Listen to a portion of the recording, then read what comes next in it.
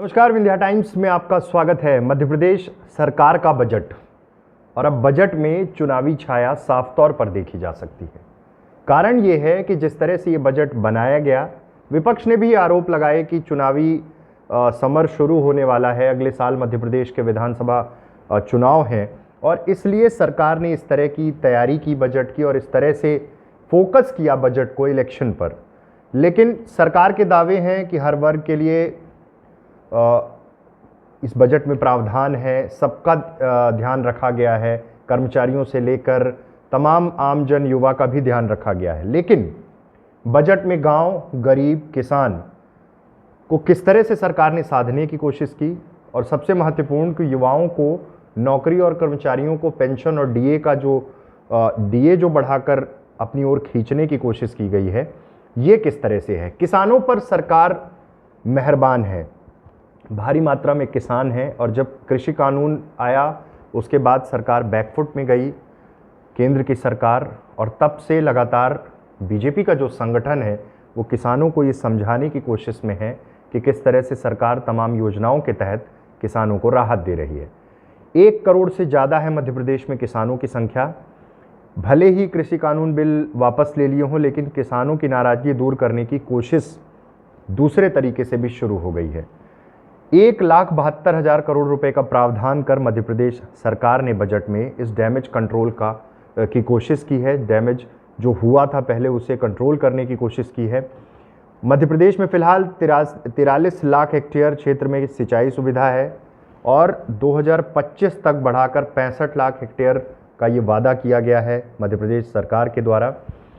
सबसे ज़्यादा किसानों के लिए 1.72 लाख करोड़ का बजट, कृषि 15,706 करोड़, सहकारिता 1,960 करोड़, पशुपालन 1,443 करोड़।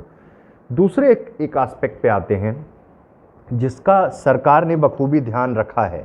कैसे हो पाएगा, कैसे दे पाएंगे? आर्थिक सर्वेक्षण खिलाफ है। जिस तरह से मध्य प्रदेश में रिकॉर्ड बेरोजगारों की संख्या बढ़ी है। युवाओं के लिए 60,000 नौकरियां, मध्य प्रदेश में बेरोजगारी एक बड़ा मुद्दा है। आर्थिक सर्वेक्षण में बताया गया कि 1 साल में 6 लाख से ज़्यादा युवा बेरोजगार हुए हैं। ये सरकार के लिए चुनौती थी। इसको लेकर विपक्ष ने सरकार को सदन में ही बजट जब पेश हो रहा था तब भी घेरा, बार बार हिसाब मांग रहे थे कि पुराने बजट में क्या क्या काम हुआ है, कितना प्रावधान किया गया था, क्या अचीवमेंट से वो भी बताए जाएं, लेकिन वो नहीं बताए गए। युवा वोटर्स की जो संख्या है वो 1,77,00,000 से ज़्यादा है और सरकार के इस बजट को चुनावी बजट क्यों कहा जा रहा है? क्योंकि इस वर्ग को, इस युवा वोटर्स को ध्यान में रख के तमाम ऐलान किए गए हैं।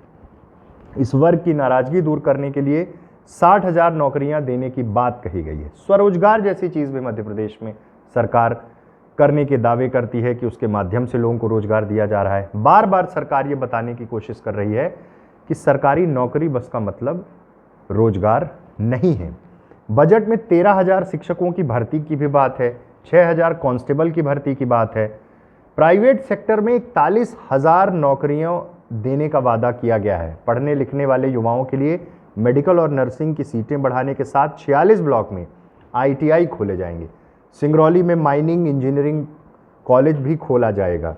ये तमाम जो कोशिश है, ये कोशिश इसी तरह की है कि किसी भी तरह से चुनावों में एक बड़े वर्ग को, युवा वोटर जो है, उसे अपने पक्ष में किया जाए। इसके साथ ही सरकार ने दलित, आदिवासियों और ओबीसी पर भी फोकस किया है। 26,941 करोड़ का प्रावधान किया गया है जनजाति के कल्याण के लिए विभिन्न योजनाओं के तहत। 15 जनजाति कन्या महाविद्यालय छात्रावासों को नवीन भवनों में संचालित किया जाना प्रस्तावित है। राज्य में 43 समूहों वाले आदिवासियों की आबादी 2 करोड़ से ज़्यादा है, जो 230 में 84 विधानसभा सीटों पर असर डालती है। 2018 में इसी फैक्टर में बीजेपी के हाथ से सत्ता गई थी। ट्राइब्स बेल्ट में जो परफॉर्मेंस था कांग्रेस का वो बहुत स्ट्रांग था, लेकिन अब बीजेपी का संगठन, बीजेपी की कार्य योजना, बीजेपी का जिस तरह से क्रियान्वयन है, तो इन सीटों पर भी फोकस करने के हिसाब से इस बजट में तमाम प्रावधान किए गए हैं। साफ तौर पर यह समझा जाए, अनुसूचित जाति वर्ग के लिए 19,020 करोड़ रुपए बजट में रखे गए हैं। इस वर्ग के लिए 35 सीटें मध्य प्रदेश में आरक्षित हैं। सरकार जब ये बजट बना रही थी तो सरकार यकीनन ये सोच पा रही थी कि 2023 में सीटों का आंकड़ा क्या कहेगा, कौन सा वर्ग नाराज है, एसटी एससी ओबीसी आरक्षण का मसला, जिस तरह से दोनों ही राजनीतिक दल ओबीसी को अपने अपने पक्ष में करने की कवायद करते हैं, लेकिन कहीं ना कहीं सरकार उस क्षेत्र में भी काम करके योजनाओं का क्रियान्वयन करके नए बजट के माध्यम से उन्हें अपने पक्ष में करने की पूरी कोशिश करेगी। और सीटों का आंकड़ा इसके साथ कि कितनी सीटों में किसका असर है, वहाँ पे किस तरह की योजनाएं करनी है, विकास के मुद्दे पर और सतत विकास की प्रक्रिया, और साथ में ऐसी योजनाओं का क्रियान्वयन जो ज़मीन पे उतारी जा सकें, जिन्हें 2023 के ठीक पहले कॉन्क्रीट प्लान के साथ दिखाया जा सके। ओबीसी वर्ग के युवाओं के लिए रोजगार मूलक आर्थिक सहायता के लिए 50 करोड़ रुपए का प्रावधान किया गया है। इस वर्ग के लिए 1000 करोड़ से ज़्यादा राशि सरकार एक साल में खर्च करेगी। कुल मिलाकर जातियों का समीकरण, जातियों का फोकस, अनुसूचित जनजाति 26,941 करोड़, अनुसूचित जाति 19,020 करोड़ रुपए का प्रावधान।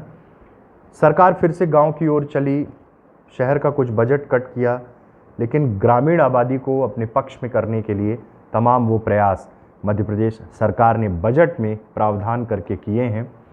विपक्ष कितने मुद्दों को लेकर जमीन पर उतरेगा, ये भी देखना बहुत महत्वपूर्ण होगा। लेकिन फिलहाल बीते दिनों हुए मतगणना, जो तमाम राज्यों की मतगणना थी और जो परिणाम आए और जिस तरह से बीजेपी को प्रचंड बहुमत मिला, और उस प्रचंड बहुमत के कारण वो उत्साह बढ़ा है और अब सीधे तौर पर तैयारी मध्य प्रदेश के विधानसभा चुनावों की शुरू हो गई है। इस बजट के माध्यम से सरकार ने ये संकेत दे दिए हैं। बहुत बहुत धन्यवाद।